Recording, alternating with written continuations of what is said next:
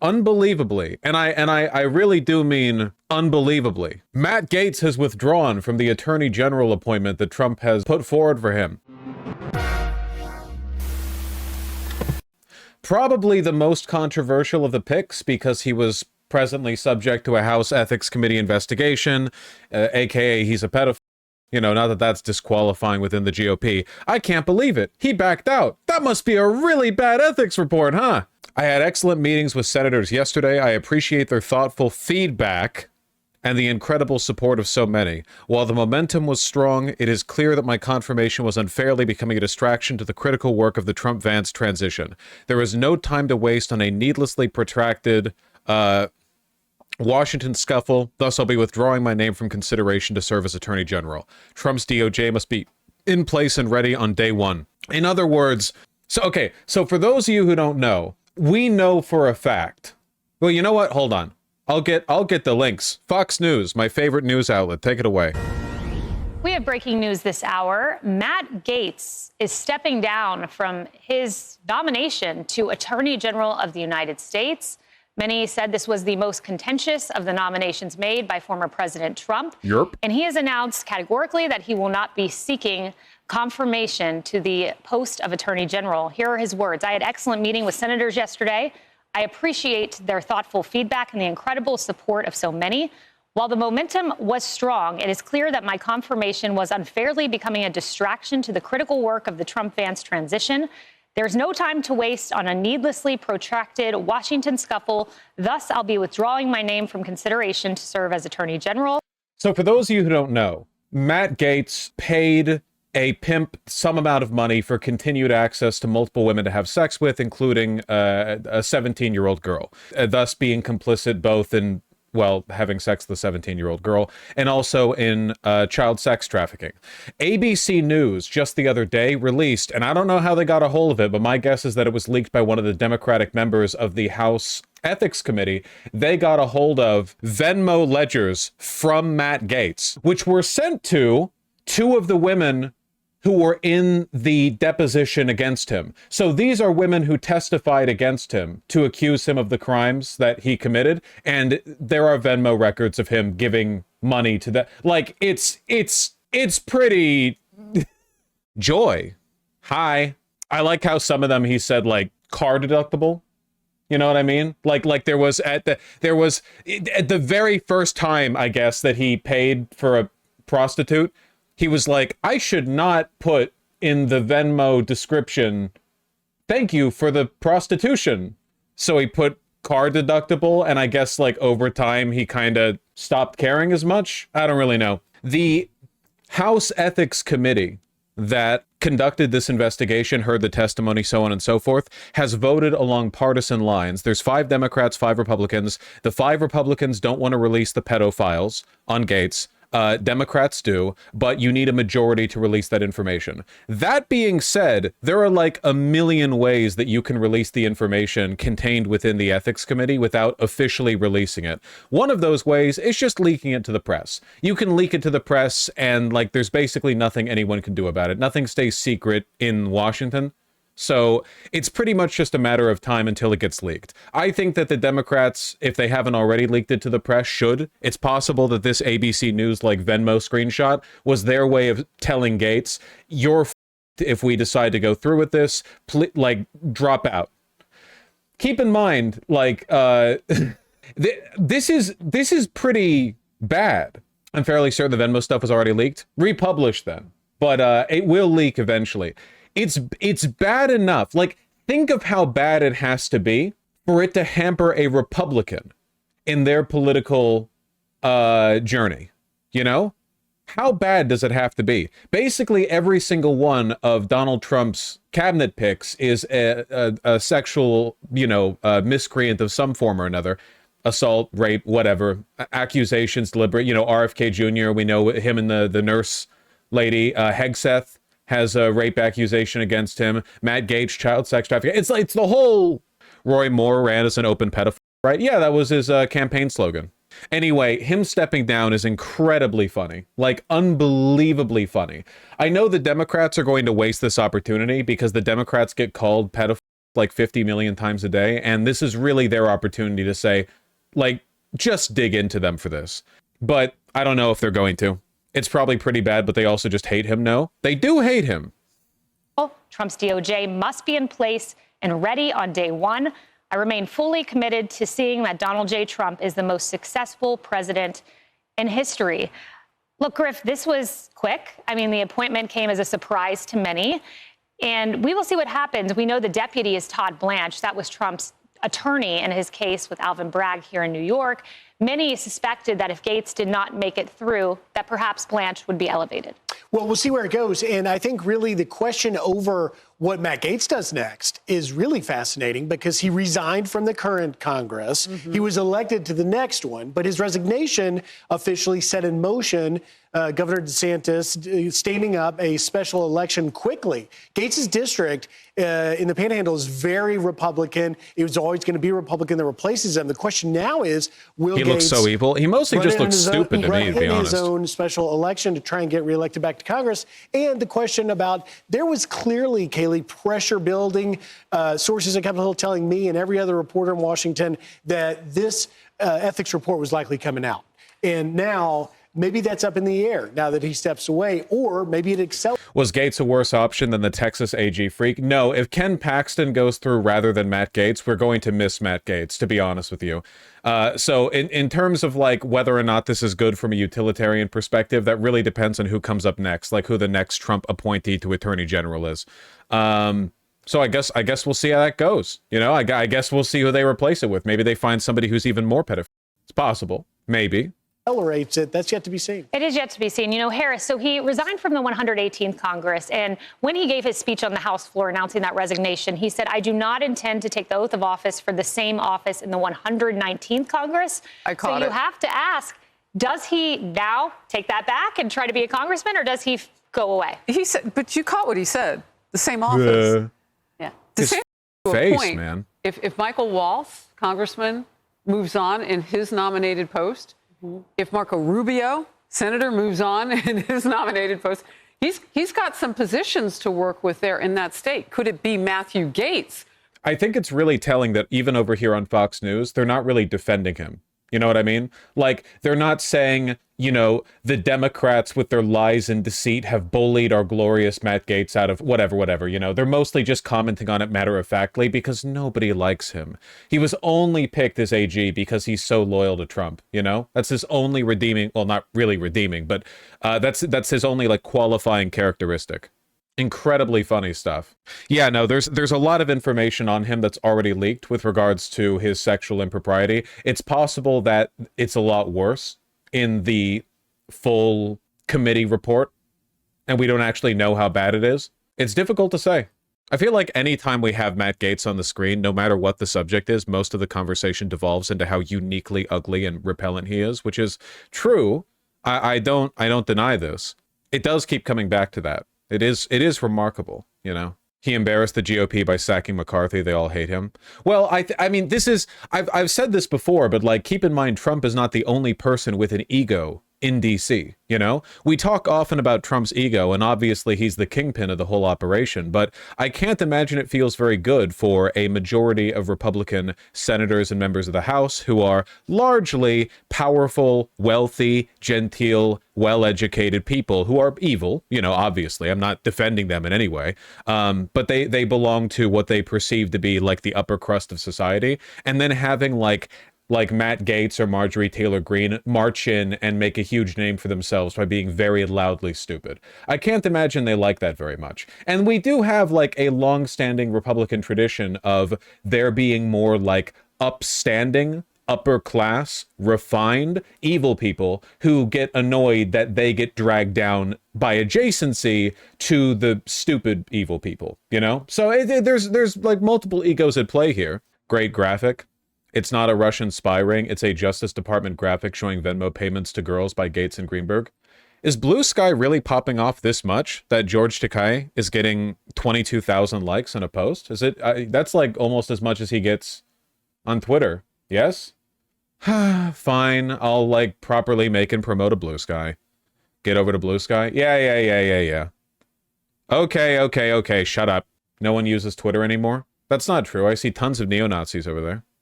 Yeah, I'm not getting into the details of this one. Venmo transactions between all individuals. That's crazy.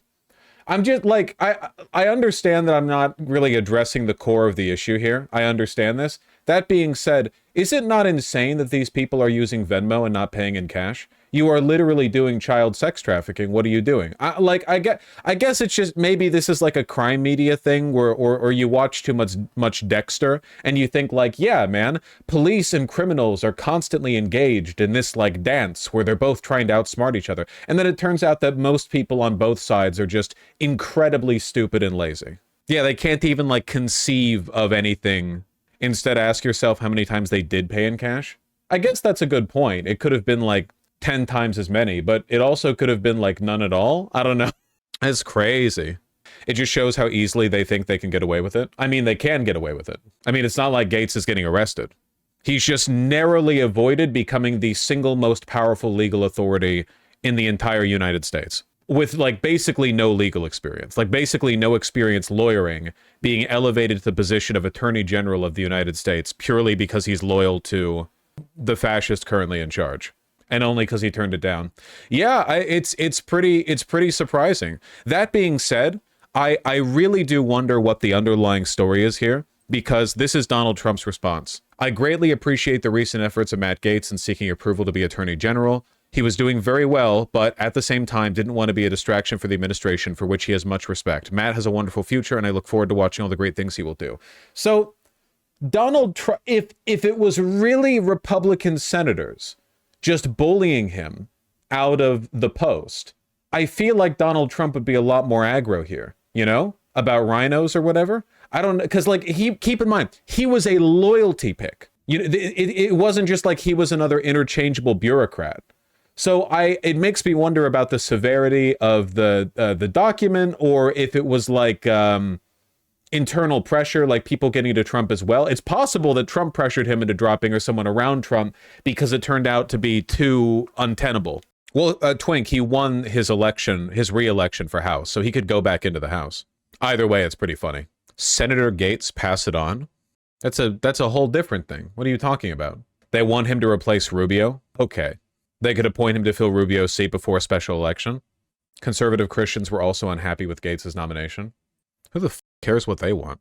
Christian conservative leaders are hearing mounting criticism for their silence about the nomination of U.S. Representative Matt Gaetz to serve as the new Trump administration's AG, as allegations about drug-fueled parties and sex trafficking involving the nominee continuing to swirl. Imagine voting for Trump and being concerned about drug parties and sex trafficking. What are you talking about? Doesn't seem to actually like affect their decision-making, you know? Anyway, hopefully the replacement doesn't turn out to be Ken Paxton. Let's bring this back to my favorite subject really quick. Very, very important that we circle this back to something important. The girls have pictures. This is Gaetz trying to lower incentive for a leak. Maybe, or at the very least not bring down the full administration. But yeah, if it is very possible there are literally just like pictures of him f***ing a kid. It's not like at all impossible that the Intel committee has stuff like that, like in their back pocket, you know, or the ethics committee has stuff like that in their back pocket. Anyway, to bring it back to the most important subject here, which is complaining about Democrats. If Democrats cared about winning, or about you in general, they would be screaming about this from the rooftops. It is genuinely insane that there are no Democratic representatives that will just call him a pedophile to the cameras. Like, it's genuinely insane. Like, how much do you need? Republicans will go after you for anything. They lie constantly, and you have actual literal evidence to this point. It's not hearsay. It is genuinely insane. And this is going to be like a running theme, I think, of the next God knows how many years, or certainly of this stream on its own. Just willful abstemiousness on the part of Democrats, a complete unwillingness to play the game, to do anything to get attention on them. Can you blame young people? By the way, young people right now are overwhelmingly supportive of Trump. Trump's approval ratings, like his favorability with young people, like 18 to 29 or whatever, is something like 53-37. A massive, like 16-point swing favorability. And can you blame them? What do Democrats do to get anyone's attention? Anyone's attention. What was the last thing a Democrat did that you could see a clip of and go, yo, what? Think. And you can't say Bernie Sanders. AOC sometimes, but even then she's relatively Tim Walz. Tim Walz doesn't do stuff where, like, yo, maybe the couch joke, even that's pretty light. This is light shit, man. Meanwhile, Nancy Mace, the lady who we're going to talk about during this stream, who is like saying the one trans lady who's coming in as a rep doesn't get to use the women's restroom. She's made over 350 Twitter posts in just 2 days saying biological males shouldn't have a right to decide how women feel in their private space or whatever. Do you know any Democrats that proselytize like that? Do you know any Democrats who will get in front of a camera to like coordinate things with the media team to like immediately on the ball right now? Why are there not 50 Democrats who are right now consulting with their own like media groups to say, yes, we are going to make this an issue. Matt Gaetz is a pedophile. And I'm going to look in the camera and say he was so bad that even the like Epstein's best friend, Donald Trump, decided that he was a liability to his upcoming administration. That's how bad the Republicans are. What about the fact that Marjorie Taylor Greene said that if the ethics committee releases their report on Matt Gaetz, she will release information she has about sexual impropriety on other Republicans, aka she's covering up sexual impropriety from her coworkers, which she will only release if they release sexual impropriety on one of her friends. Do Democrats talk about this?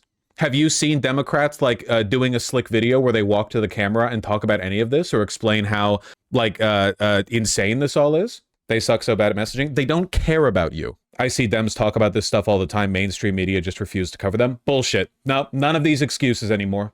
None of these excuses anymore. There is absolutely no comparison in the level of attention and enthusiasm Republicans and Democrats dedicate to participating in the culture war, in the back and forth. Republicans nonstop talk about it, and they're loud and abrasive, and they have media contacts, and they go on, they do runabouts, they talk on all the shows, they talk to reporters, they do everything they can. Democrats, what do? And when they talk about it, it's in the most boring language imaginable. No one's going to go viral on a clip where a Democratic congressman is just sitting there saying, we are concerned about the allegations made against Representative Gaetz, and we encourage the ethics committee to release the findings they have. The American people paid for that information, and I think they should hear it. That's not interesting. Congress needs to act like the UK Parliament. No, trust me, the Labour Party is not something they should look to replicate. AOC was pretty fired up about it. Yeah, but it's always her and it's only her. Why is it only her? Why is AOC the only Democrat or elected a Democratic politician who seems to care? Why? And she's outside of the establishment. Why are none of the leadership? Where's Schumer? Where's Schiff? Where's Jeffries? No wonder, like, you know, the independents, you know, they caucus with Democrats, but they want to keep their space. No wonder Bernie continues to run as an independent senator. I can't imagine how much internal pressure there is within the Democratic Party telling them nonstop, like, don't do anything interesting. No matter what, don't do anything interesting. Don't be a politician. Be like a competent administrator. Be a bureaucrat. Your job is not to be popular, even though you're literally a politician and your job is to be popular. We're going to be in for a long night if this is what we have to expect from the Democrats. We're going to be in for a long night. It's going to be like this for a while. You think 2026 is going to save you? Why? You think 2028 is going to save you? You know who the current like front runner candidate for running in 2028 is right now by a huge majority? Kamala Harris. That worked great the first time. That's what this party has. It's all going to keep happening over and over again. Okay, Vosh, but maybe if Trump destroys enough, people will vote against him. For another neoliberal who ends their first term with a like 28% approval rating and then loses to, I don't know, Marjorie Taylor Greene, our next president. Voting against Trump isn't enough. You have to vote for someone. People voted for Trump, you know that? Overwhelmingly in 2020, people voted against Trump. In this election, people voted against Trump if they voted for Biden or Kamala Harris, respectively. Republicans vote for Trump. They like Trump. Trump engages them. He's interesting to them. They see promise in him, not just a forestalling of what they perceive to be the inevitable. Jesus, do we even have anyone with enough charisma to engage us like that? It's not a matter of individual charisma. It is a matter of the Democratic Party suppressing every single good political instinct they might otherwise have. This will be a long 4 years. Schumer is already negotiating deals giving judges to Trump. That's cool. You would think it's like, well, what are they getting for this? And then you have to remember, to people like Schumer, to people like the Democratic establishment, cooperating with the Republicans is to them a political victory because it shows that they're better than the Republicans who would not cooperate with them. Giving up power is like a moral virtue for them. Yeah, they ain't gambling with their own money. They're not the ones who are going to have to suffer, have their health care taken away, have their, HRT outlawed or whatever. They're fine. Don't fall for the clickbait. They're getting 4 extra Dem judges that they would not be able to get in otherwise. So you're saying it's actually a compromise, 4 for 4? Senate Democrats, Republicans struck a midnight deal, secure 4 crucial appellate court judge nominations for the president-elect. An agreement which allowed Democrats to hold votes on 4 district court judges in exchange for pulling 4 higher-tier circuit court judicial nominees. A senior GOP Senate source familiar with the matter told Fox News Digital. The aide rejected the GOP source framing the agreement. The trade was 4 district judges for 4 circuit court judges. It's not. We could ram through judges if we had balls. Well, we don't have wait, don't we? What is keeping us from just ramming everything through? Yeah, I forgot. We still have it. The filibuster? No, the filibuster isn't. It doesn't apply to these picks. Even Manchin wants to? Then on what? Republicans in the upper chamber have worked to delay the process by using procedural floor maneuvers, causing several late nights. Okay, so this is Democrats just losing then. Democrats have the Senate majority. They should be able to fill all of these judicial appointments. Republicans are, as always, being belligerent, disagreeable, and obstructionist. And Democrats are like, okay, even though we have the majority right now and you're about to get the president, we're going to still like split halvesies with you. They don't want to force no winter vacation, which is what would be necessary. It's that simple. Listen, you can't expect a congressman to work continuously. That's inhumane. They need at least 17 vacations every year. Not even equal appointments. They're trading appellate judges for district court judges. That's wild for me. Or wild to me, yeah. Could they not have done these appointments earlier? By objecting to Democrats' unanimous consent request in order to file cloture on the Biden nominees, Republicans were adding additional votes to the schedule, taking up a substantial amount of time and forcing senators to spend all night at the Capitol. Oh no! Not the most powerful people in the country having to pull a late night to secure judicial positions that will be held for decades. Oh no. A source noted to Fox News Digital the New Deal did not mean Republicans were going to allow the Biden district judges to sail through without opposition. GOP senators are still expected to fight and vote against the Democrat-nominated judges as they have done through Biden's term. Great, great, great.